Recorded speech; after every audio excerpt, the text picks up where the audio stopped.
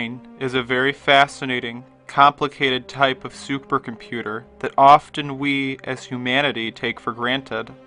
But for an understanding of its processes and how they affect us in our daily lives, we turn to psychology for answers.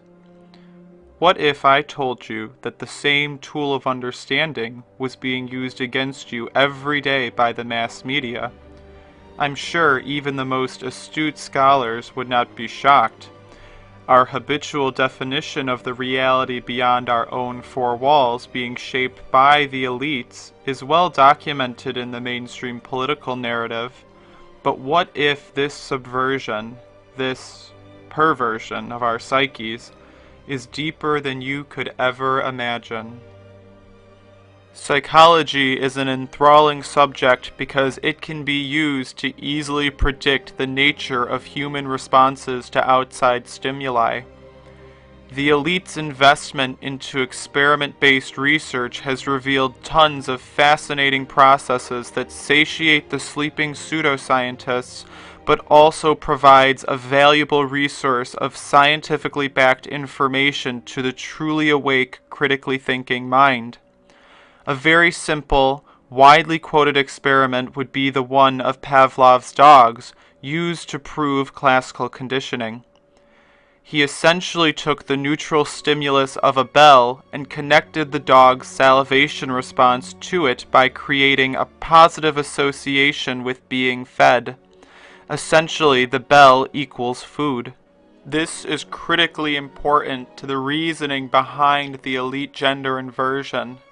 But before we discuss this most important topic, we must discuss a bit more psychology. Religious leaders often recite a quote commonly attributed to Saint Francis Xavier, and it goes like this: "Give me the child until he is 7, and I'll give you the man." What he is really talking about is the idea that if you are conditioned early enough to accept an ideology, it will stick with you until you are an adult. Simple, logical. We hold this belief almost innately in the form of our view of parenthood, or the idea that 2 good eggs will raise another good egg. Life is not always this simple, but it sure follows logic. This demonstrates perfectly the psychological concept of modeling. Sounds simple, but it has 2 separate definitions, both being relatively important. One is used in a counseling setting in which the client implicitly learns by imitation alone, without any specific verbal direction. This is critically important because it is 1, well researched, and the entire cognitive behavior therapy model holds its foundations in this concept, and 2, it demonstrates that those human models of behavior in our lives can profoundly influence our own behavior without our explicit awareness or consent.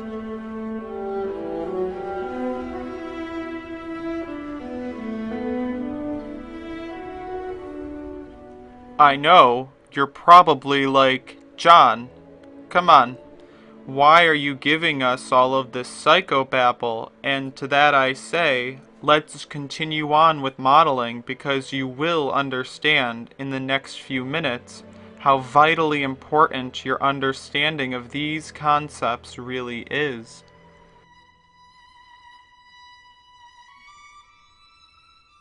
The second form of the psychological modeling concept is the general process in which persons serve as models for others, exhibiting the behavior to be imitated by others.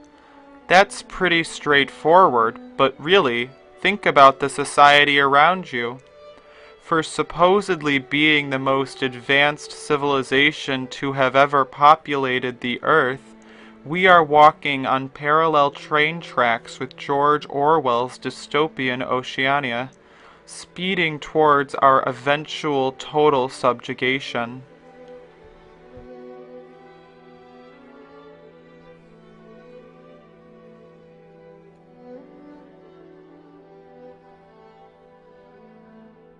If the concept of modeling is so essential to our early development, who are we modeling as one collective humanity unit? Who are the people that we share in our lives across the westernized world? I'll give you a hint.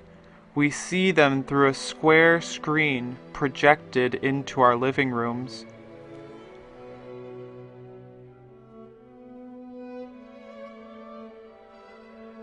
If you have noticed, there's something very strange about the plot lines that we see on standard television programming.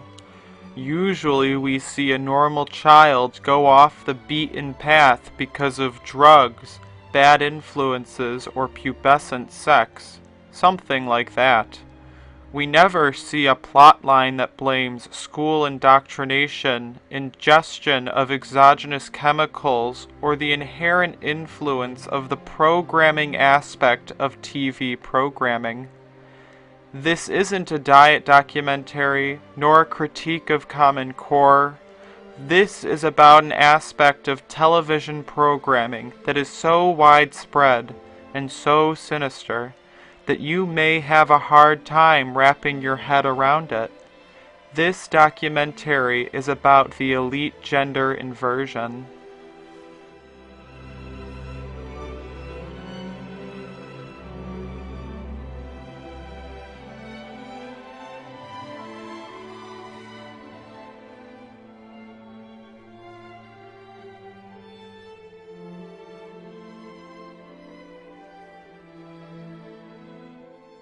Did it happen? Is your jaw on the floor? What am I looking at? Is that Sandra Bullock? Cher? Yes, it did happen. Yes, it is true. You are looking at the Adam's apples of some of the most famous women that you have grown up with, and yes, that is Sandra Bullock. Just breathe. This is quite literally the tiniest step into the science of transvestigation that you could possibly take. Transvestigation, but John, what?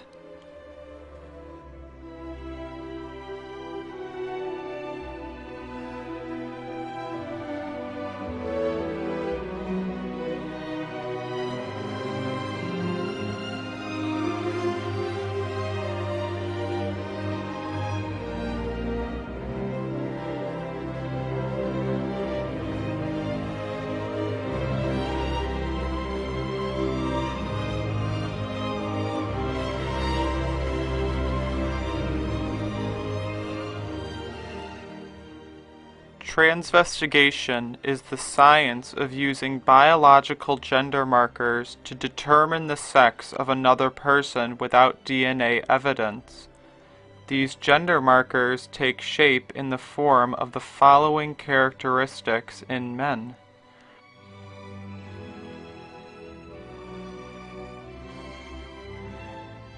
Growing an Adam's apple, a wide jaw from the front, and a completely square jaw from the side, square shoulders, brow bossing or the thickening of the brow ridge above the eye, a sloping back forehead, high wide cheekbones, having a tree trunk-like neck and narrow hips with a straight up and down body contour.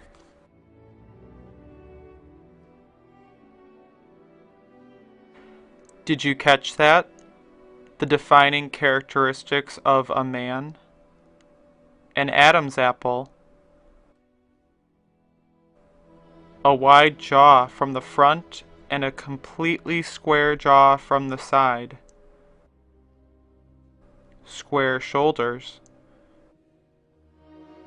Brow bossing or the thickening of the brow ridge above the eye. A sloping back forehead.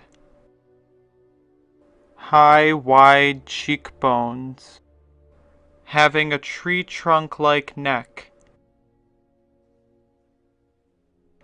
and narrow hips with a straight up and down body contour.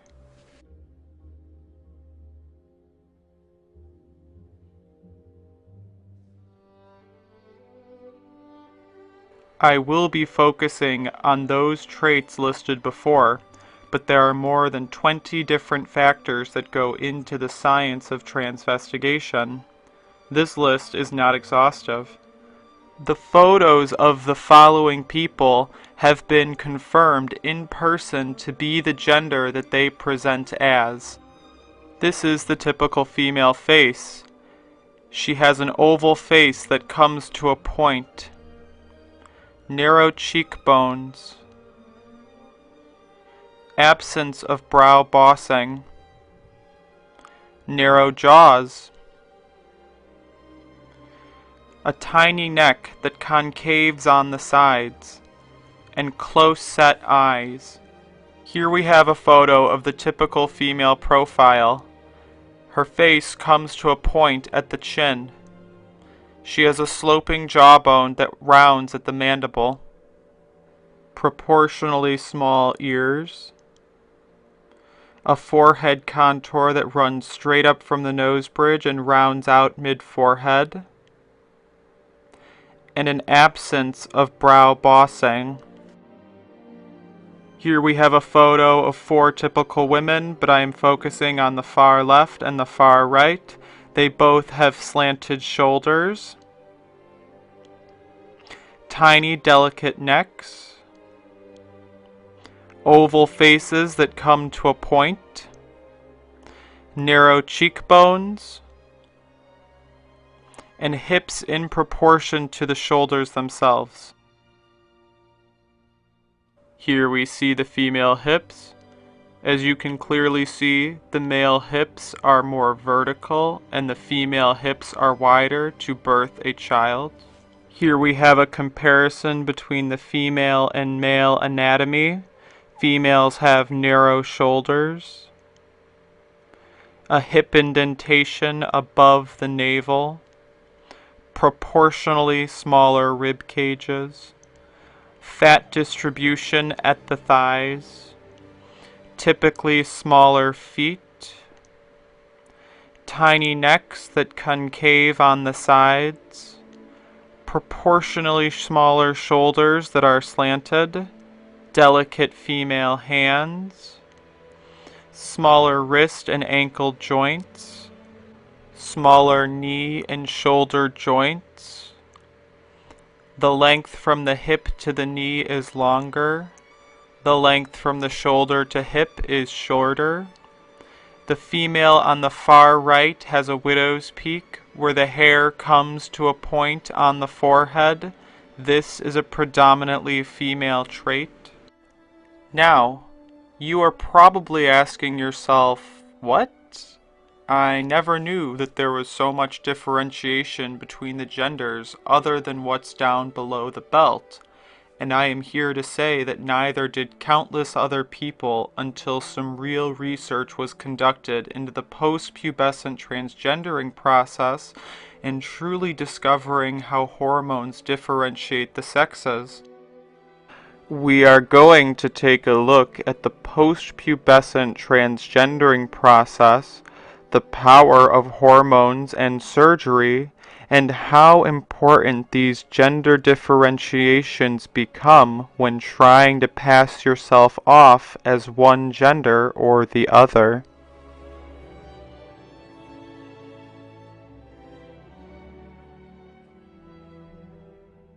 You may have thought this information was only important to transgendered people, but it is vital for you to understand as well. Here we have the before and after of a post-pubescent transgendered female. As you can tell, she looks dramatically more feminine on the right, and there are very specific reasons for this. She has only had a single surgery from the first picture to the second picture. She has had a forehead recontouring in which they shave down the brow ridge. In the picture on the right, you can see that her eyes are no longer set back in her skull, and that her forehead looks dramatically smoother without the brow ridge. In this single surgery, they brought down her hairline an inch and raised her brows to give more of a feminine arch. Do you see why it is important to understand the transgendering process yet?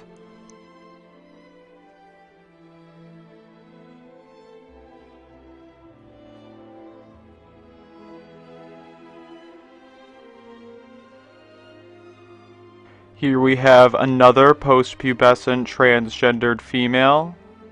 She has had a forehead recontouring, rhinoplasty, chin and jaw recontouring, a lip lift, and an Adam's apple reduction. Again, she looks dramatically more female than she did before, and there are very specific reasons for this.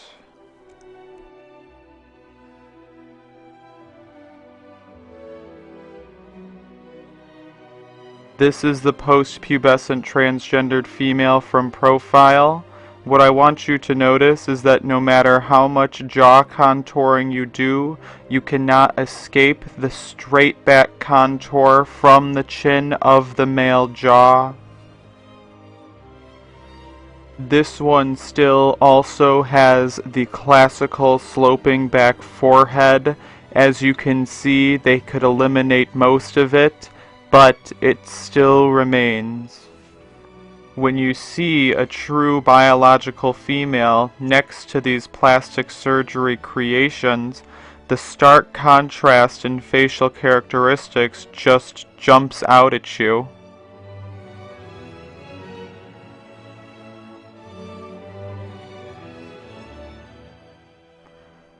Are you transvestigating yet?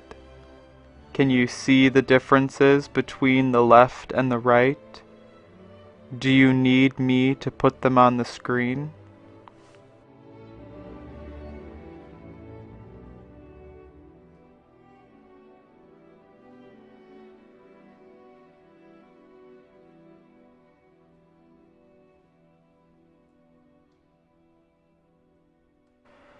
This is how every transvestigator has started in their journey of truth on the actual gender differences.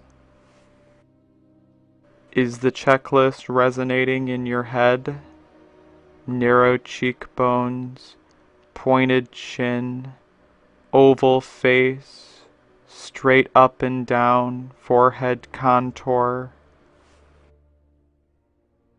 Are you looking in the mirror? Do you appreciate your own natural-born female or male attributes? We are all born with various natural traits, and as I have demonstrated, these traits can all be in different proportions. If you are a female saying, "But wait, I have brow bossing," or "My forehead slants back," then I urge you to reconsider the list of over 20 attributes that are examined by transvestigators. You will find that you have the vast majority of your own natural-born gender's biological markers. Knowledge of the history of the elite gender inversion is necessary to understand how much is actually understood about this process of prepubescent transgendering by the elite themselves. The earliest form of gender inversion was in the form of eunuchs, and then later the famed castrati, whom were castrated in prepubescent to maintain the flexibility, range, and timbre of their voices. It is documented that the castration had several anomalous effects on the body, such as the bone joints not hardening, causing the limbs of the castrati to grow unusually long, and allowed the ribs to grow out larger than a normal singer's.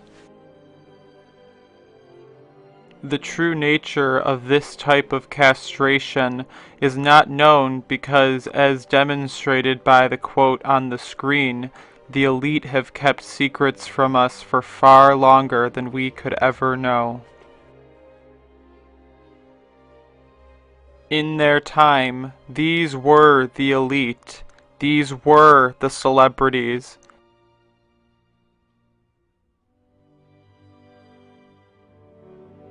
So many were being castrated that only the elite of the elite made it to the opera stage, the others being sent to infiltrate the church.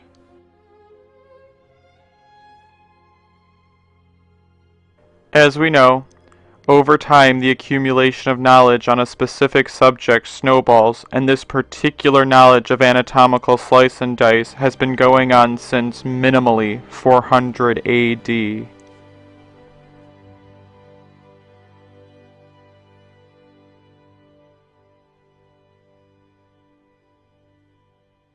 Alessandro Moreschi was the last surviving, publicly lauded castrato, taking his last breath well into the 20th century. The practice of elite gender inversion, prepubescent transgendering, has always been a secret and has never ceased to exist.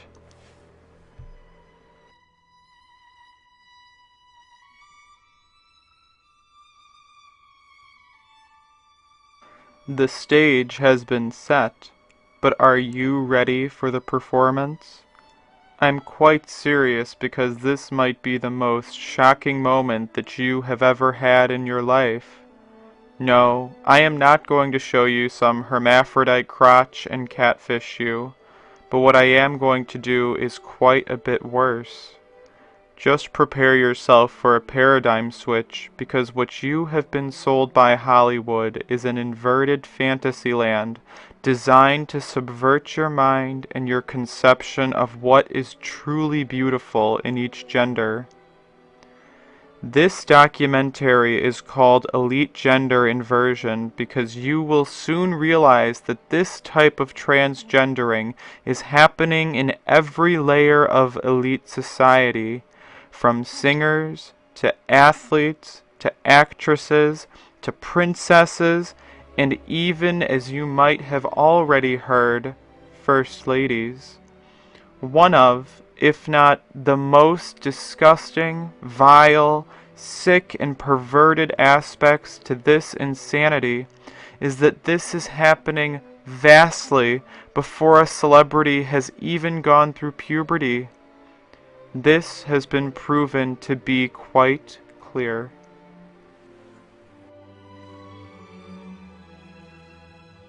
Transvestigation is a science that is first technical and second visual. I will first explain each aspect of gender differentiation and then allow the pictures to speak for themselves, chiming in when necessary. Please get through this part of the video as it is the most important so far.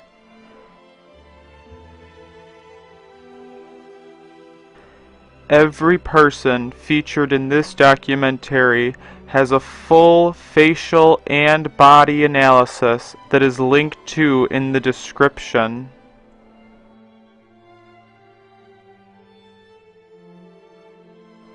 Oh, yeah. Remember all of that psychology we learned earlier? Keep all of it in mind because things are going to get quite technical in a moment.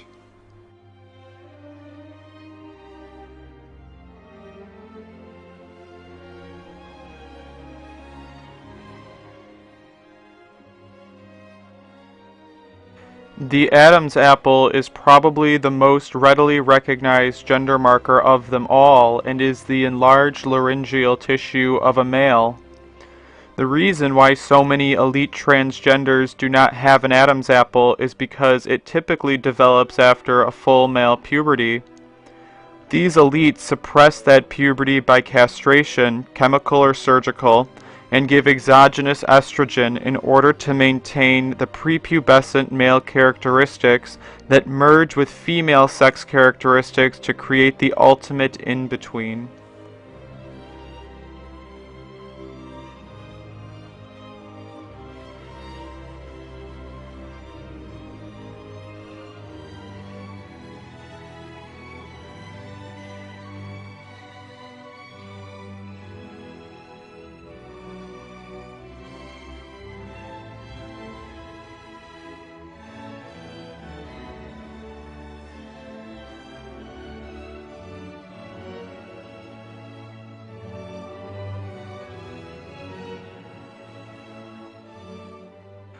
The male jaw is different from the female jaw in a couple extremely apparent ways.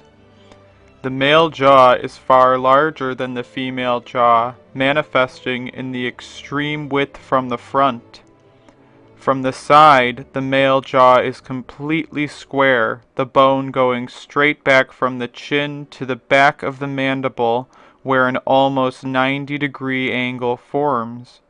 In a true female jaw, the bone typically slopes from the chin to the back of the mandible, creating a soft, round profile, and finally rounding up at the back of the mandible.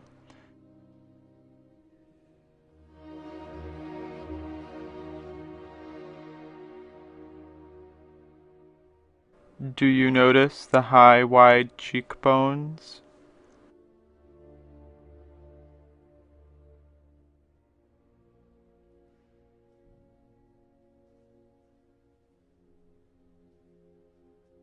Do you notice how far back the hairline is and the lack of the widow's peak?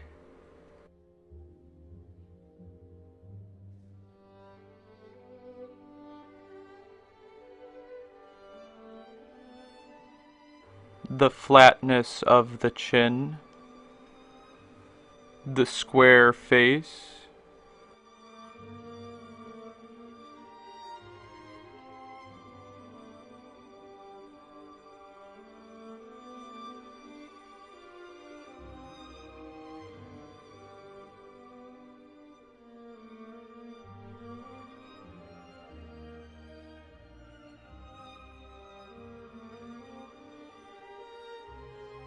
Notice that the point of the chin does not fall in line with the jaw, indicating surgical implant.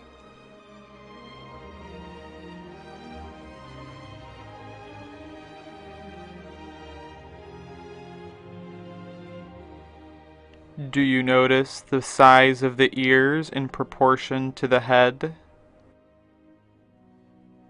Again, look at the point of that chin.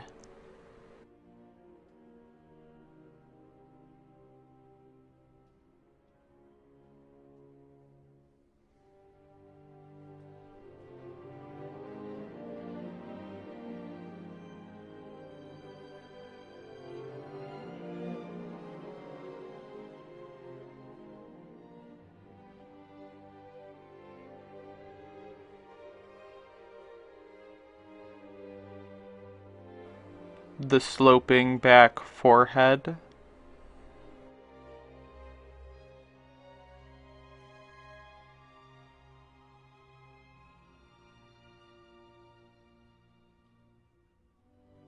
The differences in the shoulders of the sexes can seem subtle because our eyes are not used to really looking for them. But once you start to examine, it will jump at you.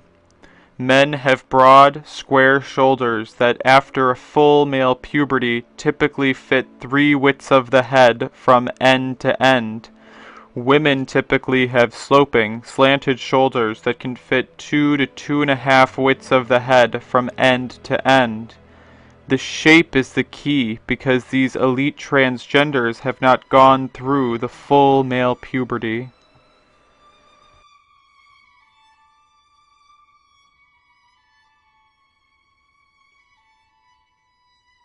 Do you see the brow bossing? The general shape of the face?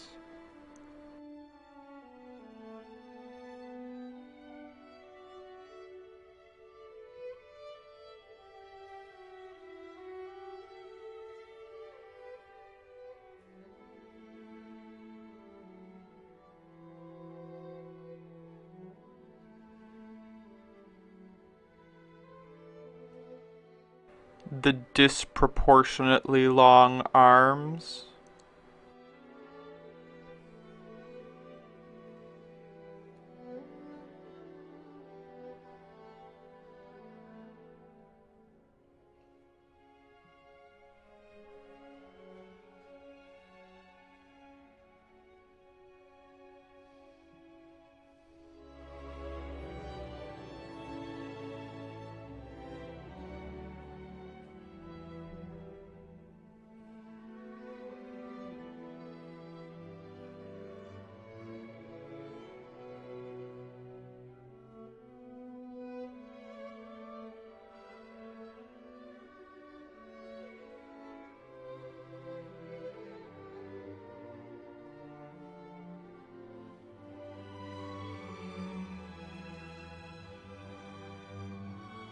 Brow bossing, or the thickening of the brow ridge above the eye, is a predominantly male trait. It is usually quite noticeable on a post-pubescent male, but the elite transgenders usually only get a slight version of this, and many choose to have a surgery that actually removes this from their faces.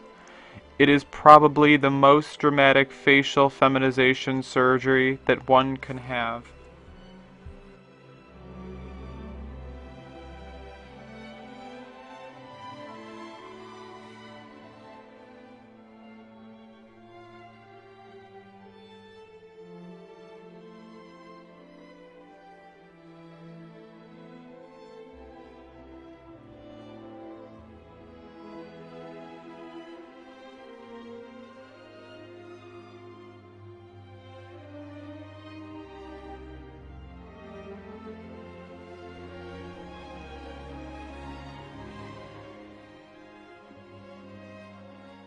You notice the completely square shoulders?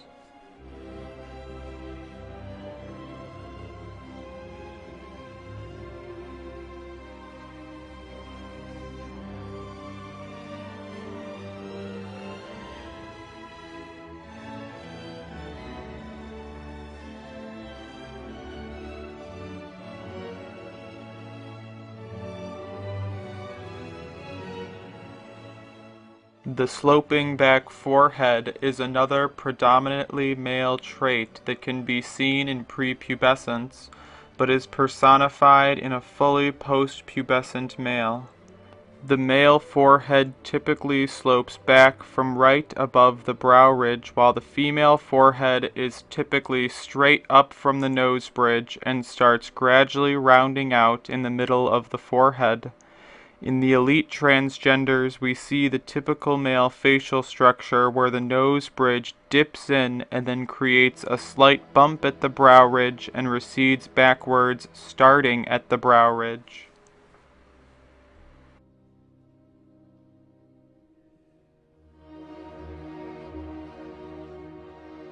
Remember that the sloping back of the forehead starts right at the brow ridge in males.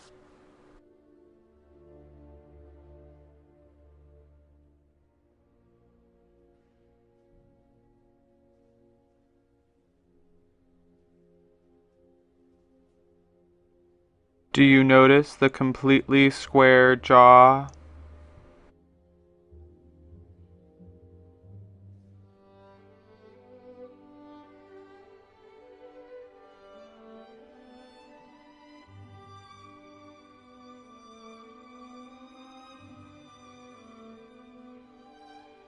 The male neck is also one of the easiest signs to see when it comes to a transgendered elite. Women tend to have necks that concave in the middle and get wider at the bottom, while men have a large tree trunk-like straight neck. This is a trait where pictures speak 1,000 words.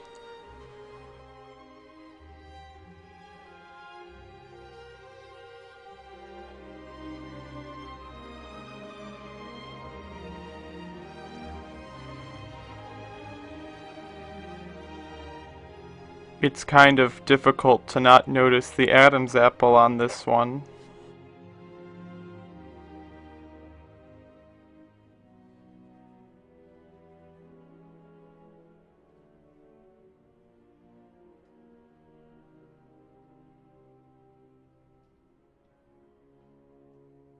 Marilyn Monroe was confirmed to have a chin implant.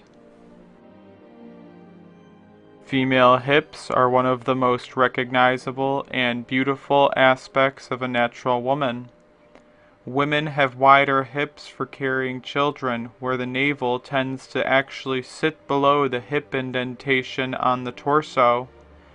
Men typically have quite narrow hips with a straight up and down body contour and a navel that sits below the waist indentation. In real females, the shoulders tend to fall in line with the hips.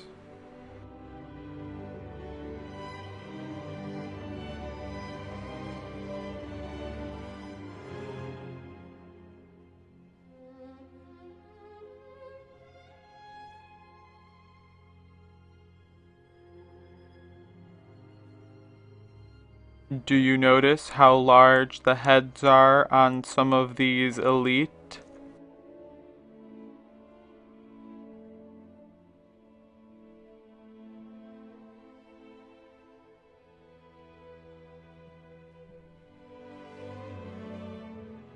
Looks like a couple ribs are missing on that rib cage.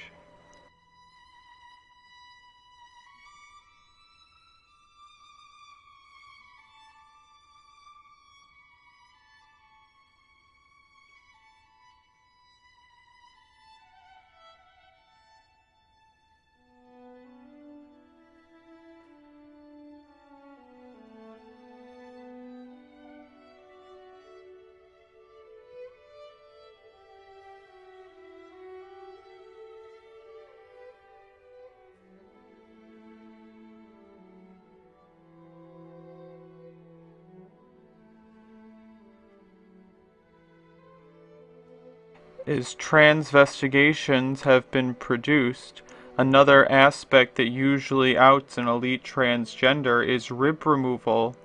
The rib removal creates an artificial waist, but at the same time reveals the artificiality of the proportions because the shoulders become far too wide.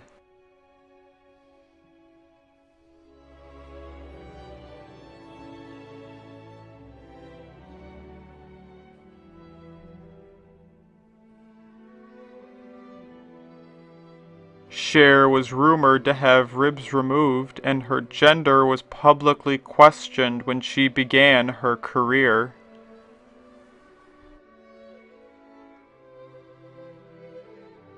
Marilyn Monroe was also rumored to have ribs removed, and you can clearly see the scar in this picture, and also you can clearly see the body frame of a man. These are the before and afters of 2 chin implant surgeries. Notice how dramatically it changes the silhouette of the face, but how subtle the effect really is.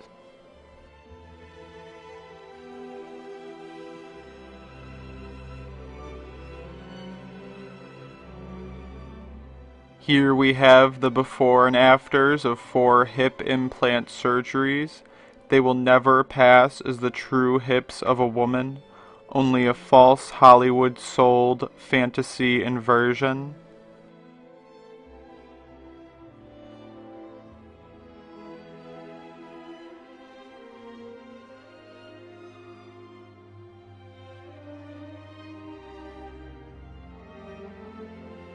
Some of you will ask about the voices of these elite transgenders and why they are feminine sounding.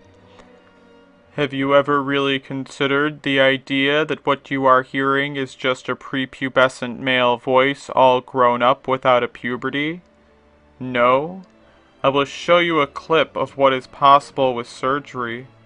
Notice how it is a science in and of its own, but remember that if someone has been castrated in prepubescence, they will maintain the pitch of their prepubescent voice. The elite know exactly how this works.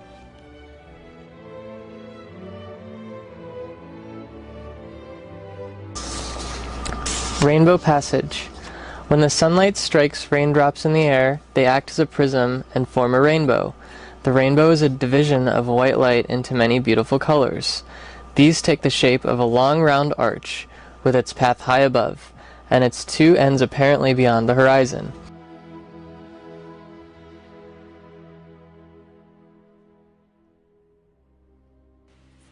Rainbow passage. When the sunlight strikes raindrops in the air, they act as a prism and form a rainbow.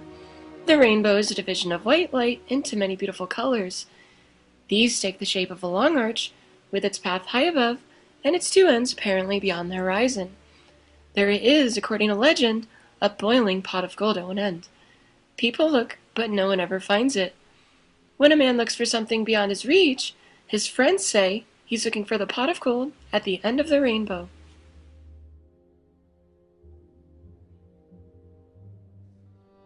If you made it this far, I hope you are okay. That feeling of every nerve from the top of your neck to the bottom of your spine electrified, buzzing?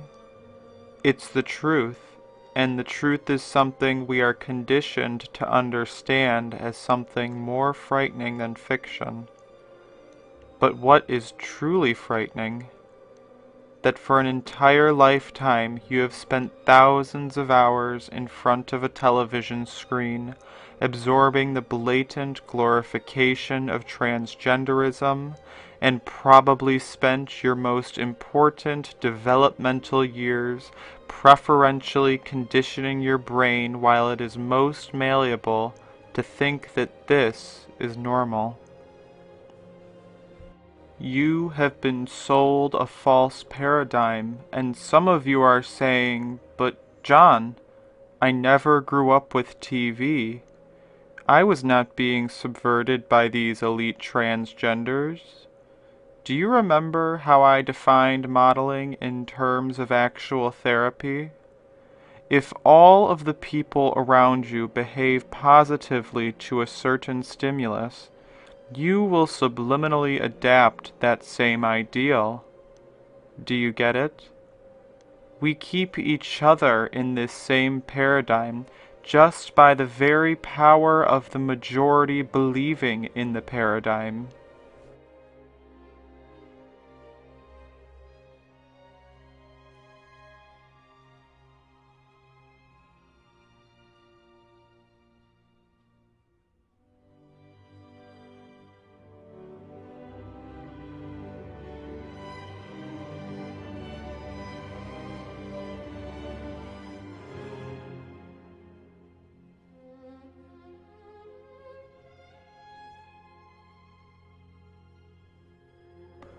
You probably have so many questions that it is hard to even comprehend.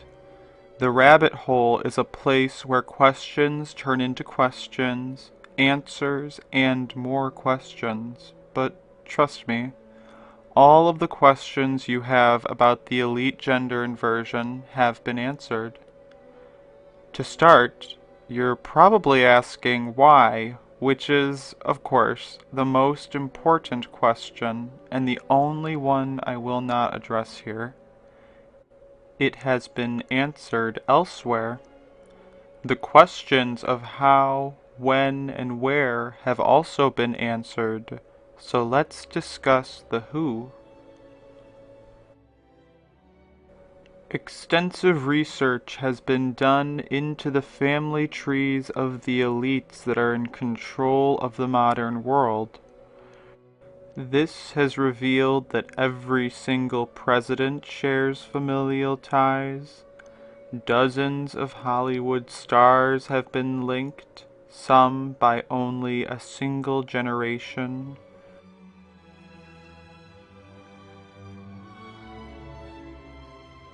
Obama is even linked to Tiger Woods.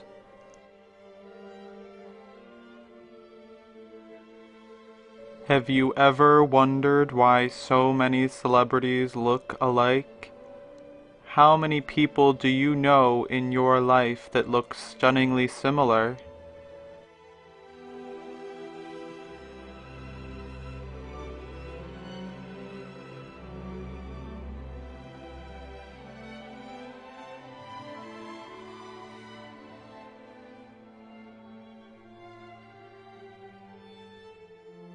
You were born into a pre-owned plane with the hope that you would die before ever understanding the nature of your own slavery. The television has been a source of escape, but also chains that I hope to have broken. Our entire reality is being written for us by a quill whose ink is composed of the fear of social rejection, on a paper whose mind is too weak from deliberate malnutrition and pointless menial tasks labeled as a career, whose agency is under the guise of science bought and paid for by the same elite whose families have had their hand in the guidance of humanity for hundreds of years.